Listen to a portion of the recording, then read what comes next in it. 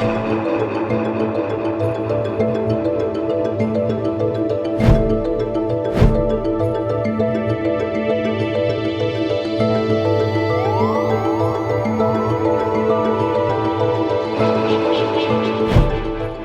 of the things that Levi Strauss & Company can do to even better get consumers, get our fans involved in sustainability is to go beyond telling the story. I think we're now beginning to tell them a story about our sustainability journey, about the impact that we're having, reducing the amount of water that we use, creating recycling programs for their clothes. But how do we, again, make that so fun and effortless for our consumers that it becomes natural for them, that recycling their clothing is as natural as recycling a can or a bottle?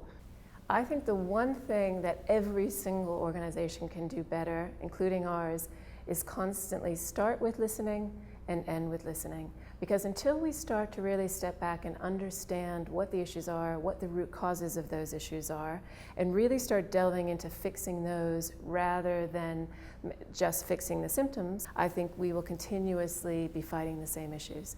So from a Virgin Unite and a Virgin Group perspective, one thing we are deeply passionate about is really making sure we focus on that art of listening. And it never stops, because once you do something, you're always going to learn from that. So making sure that you're constantly having a two-way dialogue with your community to make sure that you're learning. And that's one thing that Richard feels really passionately about as well, which is why he really put a focus on building a community now of over 2 million folks that we have dialogue with around different issues and around how we can work together. But I would also say collaboration, because again, I think none of us can ever collaborate too little. And it's something we're deeply passionate about, because again, we feel like no one sector, whether that be business, not-for-profit, or government, can ever do this on their own. So I think for us, keeping a focus on how do we collaborate more and more and more in the world to make sure that we're truly scaling the change that really needs to happen. Great. I think the one thing that Timberland can do a better job in terms of communicating sustainability to consumers is to find that perfect balance of telling the sustainability message in a way that doesn't go too deep and too technical. So today, Timberland has a wealth of information on its CSR responsibility website, and it's all very much geared towards those individuals who can understand and appreciate the technical data that we are conveying. We're very transparent and we hold ourselves very accountable, which is a great thing. But it's not necessarily getting through and sending a message to our consumer. So that's where we need to find that balance of how do we pull back and stop telling the story in terms of data, but tell the story in more of the purpose and the passion and the promise that we have to deliver to our consumers. The one thing that we could do better to help engage consumers in the sustainability movement is really to educate them that without their participation, without their equal partnership in the process, we will not achieve the results that will tangibly improve their lives. No amount of re-engineering of existing brands and no amount of well-intended purposeful social enterprises will ever be able to meet the challenges we face with equal force if consumers don't reinforce those new behaviors through their purchasing and buying habits. So those consumers need to understand their role in this process. They need to vote for brands that they want to support, that are making a difference in the shopping aisle every day with their dollars. And they need to play a partnership role with these brands by amplifying their content, by stepping up and participating in their programs, and really becoming amplifiers and advocates for those brands that are authentically, deeply, profoundly committed to improving life for everyone.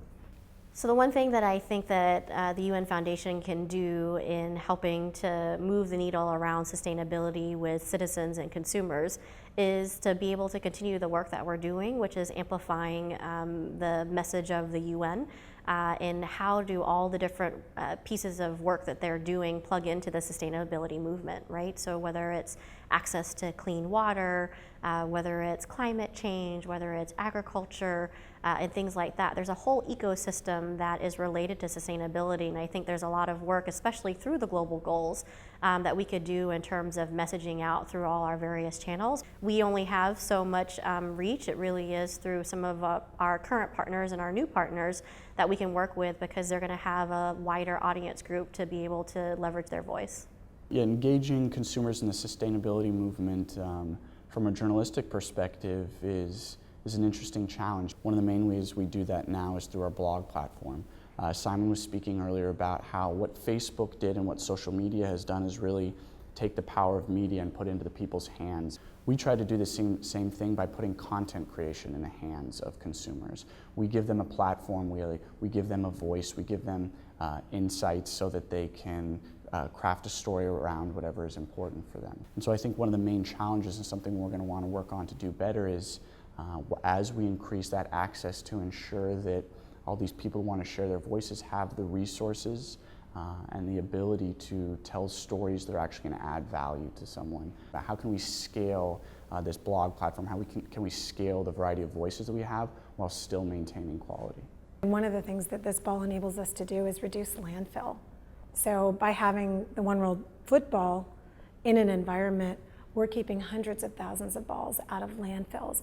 And I think what would be great is to be able to share that story on a broader level. I think the shareability is amazing, and it's something that we have not done as well at recently. We're really good at reaching the social audience. You know, we can reach out and, you know, we can get 2.2 million impressions on Pinterest like that. But now what we need to do is if we're getting that impact, it's not a product that they're repinning. I want them to repin a cause. I want them to repin what they did, like what the cause is doing. Instead of sharing just the shirt, of course, we want the shirt to sell. We want them to repin and reshare and retweet, you know, repost Instagram of what the cause is doing and the cause art. Because I think if we're showing that child's face, you know, that's hungry, that now is going to have meals, you know, for that set period of time, that's the power of being able to share Sevenly and the Sevenly brand, and most importantly, the social impact.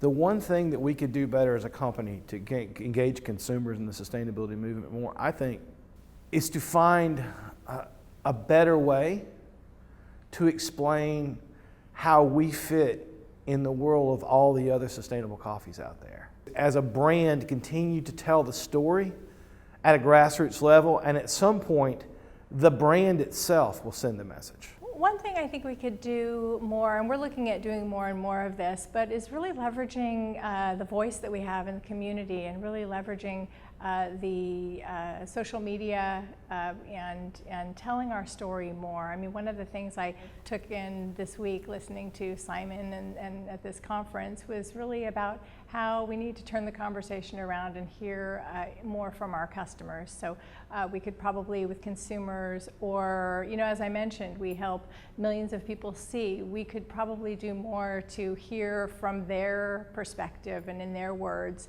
and hear their stories about their interaction with us, less about us talking about what we do, and probably we could do more to hear about from consumers about what their experience was with VSP. Well, one thing that I think that we can do better, that our company can do better, I've never heard the word consumer mentioned so much. And one thing that I'm really big on is we don't refer to our members as consumers. We don't refer to them as targets. We don't refer to them as demographics. We think of them as members, as people, as mothers and fathers. And so much of what we're trying to achieve in the sustainability movement, I don't think that we can consume our way out of. I think that we need to reframe the way that we think of ourselves as citizens and as activists, and find ways to work with companies in that light rather than purely as consumers. So I think thinking about the words that we use, because as Simon has said many times, they shape our behavior. And I think that if we can all put a little bit more thought into those words and maybe redirect them into shaping more positive behavior, would be great for everybody. We want to make them more part of it.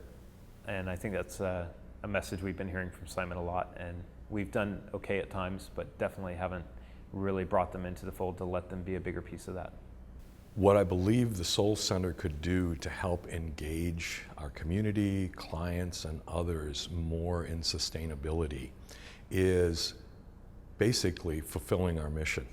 because our mission is about helping people first and foremost transform themselves, be comfortable with themselves, find peace with themselves, well-being, whatever you want to call it. They're all just lovely terms.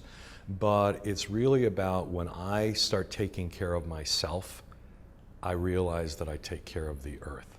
I'm part Cherokee Indian, and one of the things that I learned after I left the corporate world and went on this journey of learning more about my heritage and about how other indigenous people treated their relationship with the planet and all others, you realize that they look at themselves as being one with it all, one with the planet. And so part of our mission at The Soul is to help people come to that place. And it's really about finding that place within themselves, practicing nonviolence on themselves or anyone else.